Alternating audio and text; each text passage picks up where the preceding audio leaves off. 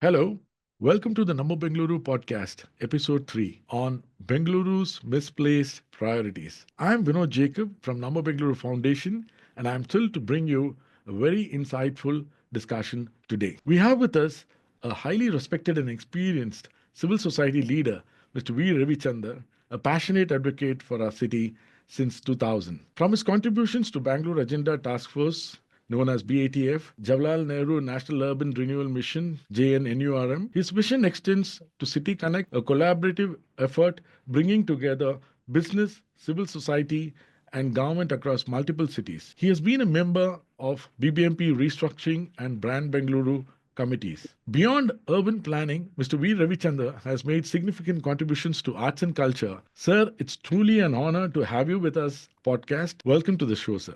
Thank you, Vinod, for inviting me. Thank you so much. And going to the first question, I think is recent thing that you did. Since you did the Unbox Bangalore Festival right across the city in the common greens, parks, lakes, and open spaces with the citizens of Bangalore, and which culminated at Freedom Park in December 2024. What has been your observations and response of the city and the citizens from the citizens' viewpoint of view during the Habba? Because you traveled across the city during this particular Habba. So first thing, of course, the Bangalore Habba is a celebration about what can be good about Bangalore. Otherwise, we tend to make the news about traffic, garbage, water, and other problems. So the idea really was to showcase how Bangalore can show its best prowess in arts and culture, apart from being a tech and startup city. So that was the background, and we did some 500 odd events in 16 days in December, as you mentioned. Now, during that time, one had an occasion to meet a lot of people because a lot of people turned up at these events, and particularly the Freedom Park every day got between 1,500 to 2,000 people coming in every day. So one had a chance to interact with people as they consumed the Habba. And the thing that struck me really as I was speaking to them as to what motivated them to come out and this thing, what I realized is Bangaloreans are quite starved at one level of enough arts and culture opportunities or the chance to consume them in the city. It does take time to travel from place to place. There is work, there is family pressures, there's all these things are there. Yes. But there is a desire to get out and live another part of their life, which I would call really a social life or something that excites their soul, listening to music, watching a play, going for a heritage walk and the like. So the heartening thing about the Habba really was how Bangaloreans responded to this Bangalore Habba event that we had in December. And as per our rough estimates, about 1.5 lakh people turned up for these events across the various venues. Wow, that's really a good number. And I know that Bangalore is an arts and culture and a heritage city for that matter. Going to a little more serious question is I just wanted to know, and since you have been always with the BATF and as well as with the Bangalore Development Authorities, as well as in terms of urban planning, how do you prioritize the resource allocation, sir? Like, we have these various resources like water, energy, waste management in an expanding city. See, our expanding city is actually expanding, in leaps and bounds as we speak. So, and how do you involve the local communities and stakeholders in this particular planning process? So, as someone who's been at it for 24 years working with government, the key thing is there is a wish list and there is something that actually happens. And often the two are quite different. Yes. So, there is a wish list that people would listen to. I mean, the people in power would listen to the ordinary citizens, that there would be a ground up planning where local areas and local wards come up with plans which become the city plans and the like. So there is a wish list about citizen involvement in this whole process. In reality, what happens is we have these master plans which are static, done once in 15 years of late, once in 20, 25 years, which seem to guide the development. With there's a disconnect. There's a disconnect between what's required to fix the challenges of a fast emerging growing city like Bangalore, the aspirations of the people, to include the voices of the local communities, the RWAs and the underprivileged groups into the overall planning of what Sarkar does in the context of fixing the city. It's a tough task, but essentially there is a need. There is a need for more citizens to get involved in this whole exercise and put pressure on government about what they want. And there is a need for government to be responsive to what citizens want. I think the government of the day needs to be conscious which are the more pressing problems of the moment, have a plan to address that while not losing sight of the Yeah. medium and long term plan for a livable city. Very true, sir. Very true, sir. I think, as you rightly pointed out, we have been missing these real milestones, in the future. Actually, what do you think would be a very good plan to mitigate the environmental impact of and the climate change impact of the expanding city, particularly in the land use and the carbon emissions that the city is today going through? So actually, the way we need to be guided for, I mean, planning for climate change or any of the other aspects of sustainability, I feel that we should look at it through the prism of vulnerability planning. So what I mean by that is, if you plan the city for the most vulnerable in that section or that sector, automatically the rest of the city will also benefit. And let me elaborate. Now, for example, if it is garbage management, the people most impacted are people who are living next to the landfills. So they bear the brunt of what this whole garbage issue is. So when you're talking about garbage, you need to keep them in the center of your planning, how to mitigate their problems living near landfills. Automatically, a lot of your other waste management issues will be better dealt with. Now, if you look at something like health, now people who are next to stormwater drains are actually more vulnerable because a lot of our stormwater drains have sewage and other things mixed with it. People who are some distance away from primary health centers. Yes. So when you want to plan for them, you need to plan from the prism of the people who are most disadvantaged by the health issue. So the point I'm really making is whether, as I said, so if you take climate change, for example, let's take an issue that could arise called flooding. And it Yes. has happened in Bangalore in the past. Therefore, we need to plan how to de risk the low lying areas. It's a fact that we have built over low lying areas. We should not have done it, but it has been done. So the question now is how do we mitigate the impacts of climate change and flooding on low lying areas? There are methods and techniques to be able to reduce the impact. I don't think it can be made to go away because at the end of the day, it's a low lying area. But planning can take into account how do you think about the stormwater drain? How do you think of soft soil as an approach, what they Mm. call as a sponge city, to One city. absorb the water so that it doesn't go further and downstream and flood areas? So you really, it's horses for courses. There is no one single solution. For each aspect that you wish to fix, there will be multiple solutions. Now, for example, you want to reduce air pollution, addressing the issue of construction dust, Mm. addressing the issue of vehicular pollution and traffic will be two important dimensions on that. And they will require differential strategies to fix those issues. Very true, sir. Very true, sir. Because these are things that is there on the road, and we need to fix this, especially construction dust, which we see below our flyovers. I was coming to the next question of very close to what we are speaking right now is the how what is the challenge and the approach that we should take in improving transportation networks during the city's expansion. The problem is the city has expanded, and then now we are looking at where to put the roads, where to put the rail, where to put the metro, and what role do public transport play, and also how do we make our city walkable so that the last mile connectivity everybody talks, but today we don't have the right walkability or the right footpaths or the last mile which is definitely walkable in any public transport. What do you think is the challenge for improving this, sir? See, when we come to traffic and transport, first thing we need a hierarchy of who our customers are. In Yes. my head, Yeah. the number one customer on our street is the pedestrian, followed by the cyclist who's a vulnerable person without a motor engine, followed by people who choose to use bus transport, followed by people who are motorists. This is the hierarchy which we have to approach the problem with. Yes. If you build a city that works for pedestrians, that works for public transport, it will automatically be a better city in terms of traffic and transport planning and mobility. Challenge really is now, for example, you take a thing like BMTC buses. Many of us have been saying that we need to go to 12,000 to 15,000 buses. We are stuck at around 6,000, 6,500 buses for the last 2 decades. While our population has grown, the traffic has grown, etc., we are just stuck in one limbo in looking at bus as an option for. We don't consider that walking is a mobility mode. So Yes. while we have these tender show footpaths of late, there needs to be many more of this such that we recognize, before we started moving in vehicles, it was our ancestors used to walk on feet. is yes. the fundamental mobility mode which we are Clear. ignoring. So there is this problem of pedestrian not getting attention. There's a problem of public transport. The metro is happening, but Mm, it is taking a long lead time for it to see the light of day. I'm exactly. sure when the metro network is in place, this place will be a better place.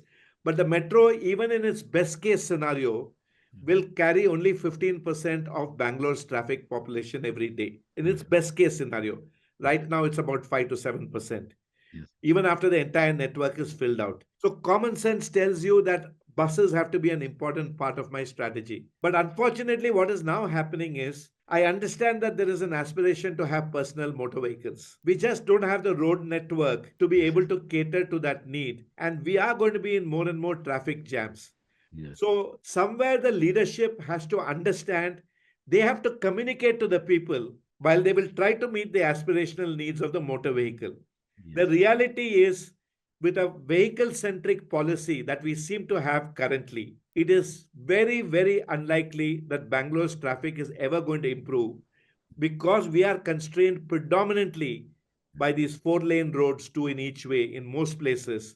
If yes, we had 6 lane roads and 8 lane roads and wider arterial connectivity and the like, you yes, could have thought of a vehicle first strategy. But given the road infrastructure that we have got, no scope to expand the road network in terms of land acquisition, we have very, very little option. You may say that tunnel is an option, but the challenge with the tunnel yes, is twofold. yes, One challenge is that it the message is mm, keep buying them private vehicles and I will find a way for the vehicle to move. That is what tunnel signifies. back, The yeah, second thing is I don't think we have evaluated the cost yes, of to the aquifer and the ground level water and what's going to happen under the ground yes, with a large tunnel network across the city. yes, I don't think enough study has been done. So mm, there is one about private vehicle being favored by the tunnel, yes, but I think there are ecological aspects yes, of having tunnels 3, 4 levels deep yes. to carry these vehicles. That was my next question, sir.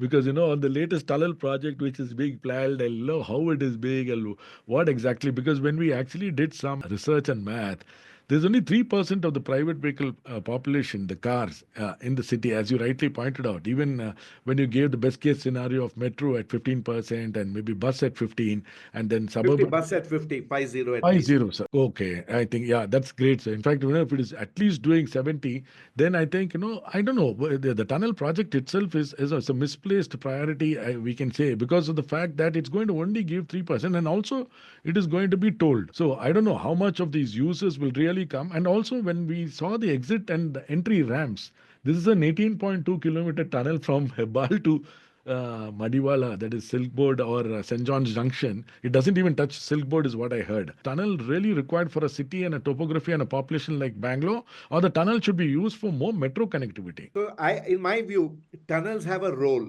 Yeah. but they have to be strategically located tunnels for very short stretches. Now, for example, you have very congested intersection. I'll give you an example. On the way to Pina, you have that whole Pina Junction Yes. circle, Yes. which takes a lot of time. Now, there, if you strategically do a short tunneling exercise to evacuate people off that junction into the various other side roads, Yes. Sir. it's a tactical junction because it has a purpose. See, the Yes. key thing about a tunnel is it doesn't have to follow the road geometry. Yes. But these long tunnels around the city, etc., I really think is not what we need. As I mentioned earlier, it signals that as government, so Yes. the signaling is what worries me about tunnel. That the signaling is keep buying them vehicles and I will keep spending money to try to figure out how your vehicle can move. What is going to happen with the tunnel is the entry points and exit points are going to get choked Yes. because the evacuation at the exit point and the crowd at the entry point to get in is even today if you see in some of the toll roads when you go to the airport and or at weekends when people are leaving the city at a long weekend holiday, sometimes it takes 30 minutes to clear the toll of the rush. So just imagine that problem in peak hours in entry into the tunnel. So there are lots of issues and there are also ecological considerations of having these long lengths of tunnel because of the metro, etc. In many cases, you may have to go some levels below to Yes. be able to navigate underground. Yeah. I would say Tunnels are okay in select places, short stretches to decongest a particular bottleneck in Yeah. select places Yeah. during peak hours, particularly. But a long stretch of tunnel across the city and which has an airport driven focus in terms of where we start thinking of the tunnel is, but I don't think we should do such a large scale tunnel project.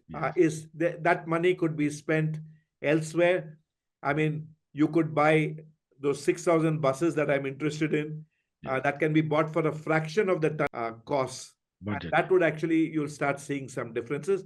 And there are a lot of, you see, the other thing which is required in the city where I would like to see effort happening, implementation of rule of law. Because we want to go straight or right, but we have taken that particular lane and stopped the traffic behind us. So, and we tend to overtake on the left side instead of the right side. I personally believe that today technology gives us options to be able to penalize offenders who are not following rule of law. Use technology to get more discipline. We have not invested enough effort Yeah. in getting our road users being more disciplined about the limited assets that we have got. We have not done that.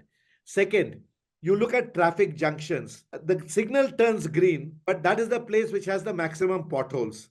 So where 40 cars can go through, 40 cars come two-wheelers and all can go through in a signal change, Yes. only 15 or 20 go through because people are going like a moon crater out there. At Yes. junctions to make sure that you have a smooth transition for signal change, getting lane discipline and enforcing rule of law on our roads, Yes. making sure that increasingly we are a pothole-free city itself, you will start seeing changes. Rightly pointed out, the question is the future technological advancement that we can use, like how the AI signals have come now, which the Bangalore traffic police has used, which is really good. Yes. And especially, in terms of this thing. But of course, in the peak hours when it is actually changed to manual, as you rightly pointed out, and if in the 75 junctions that they were planning, which they have already, I think, done about 40 junctions, in a non-peak hour, it is working perfectly. But don't you think in a peak hour, when they have actually changed to manual, it is actually, so when the Yeah. next So signal turns greens also, this is a problem that is happening. So, it's a question of either it is technology or is it manpower? What do I we do? have this expression which basically, Yeah. you can't be halfway in this whole thing. I think the AI camera assisted signal change is a good way to go. As you Yes. rightly said, it works very well off peak hours. During peak hours, because the problem of vehicles, wherever the camera sees, it's only seeing vehicles.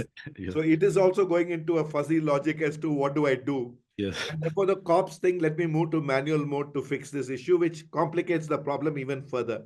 Yes, I sir. would still trust the AI Yep. and that signaling process to do it and do manual intervention only in the case of a crisis and SOS, Yes. a need for an ambulance to go through or whatever. Then jump into a little bit of the manual mode is my preference. That dash cam signals can Yes. be fed into an integrated system and anonymized without knowing whose dash cam it is.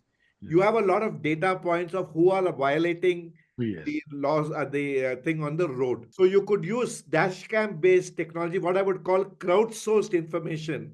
I think that's right. I think it's like the public eye app on the dash cam.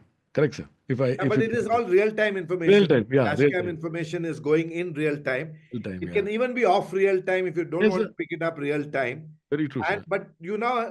but for that it requires the police to say, Yes. I will use the dash cam information to raise challans on people. You have to feel the pain a little bit Stick and carrot to method, get yeah. some order Yes, sir. on our roads. Correct, sir. Especially the TMS center. I think we have a beautiful TMS center, the traffic management system that we have, and I Yes. think all this data can be sent to them and be Yes. useful, very useful for the But tour. it's very good there. And yesterday they've also inaugurated the museum. Yes. So I mean, so that people can go and see the kind of facilities out there and the things that they're provisioned for. Okay, I saved this question for the last actually, which I think is also you've been working on this for quite some years. So do you think that we need a brand new revised master plan? Because all the old master plans that we have is really defunct or in the present context, it doesn't work. And do you think that we need a new MPC committee for robust futuristic direction that we can give to our city? And don't you think Namma Bengaluru truly needs this? Don't you think so? So first thing, see, the current master plan is outdated. It's Yes. just existing. But to do another master plan like the previous master plans Yeah. will be a terrible mistake. So our Yeah. first point I want to make is the way we do our master plan is flawed. Issuing a new master plan, call it the 2040 master plan, and say, I've now got a new plan, is no plan. Yeah. In fact, Very I true. think it'll be quite a terrible idea to repeat the mistakes of the past. You see, in 1985, when the master plan exercise started, Bangalore had 25% open spaces. When you focus your energy to make that successful and bring all these elements, all these elements don't fall from the sky. Yes. They come from somewhere. So the area along which it comes has a chance also to improve because they'll have access to water, they'll have access to energy, they'll have access to connectivity, they have access to public transport, roads, etc. At the highest level, they are monitoring the progress of the mega projects. Yes. People down the line have smaller projects in the neighborhood, which also improve because of the focus on the larger projects. True, sir. Very true. Very true. Thank you so much. I think, it's been a really insightful and a very, very inspiring session, and especially with this thing. Thank you so much, sir, for your time. And it's been a pleasure having you at indigomusic.com at the Namma Bengaluru podcast. Thank you.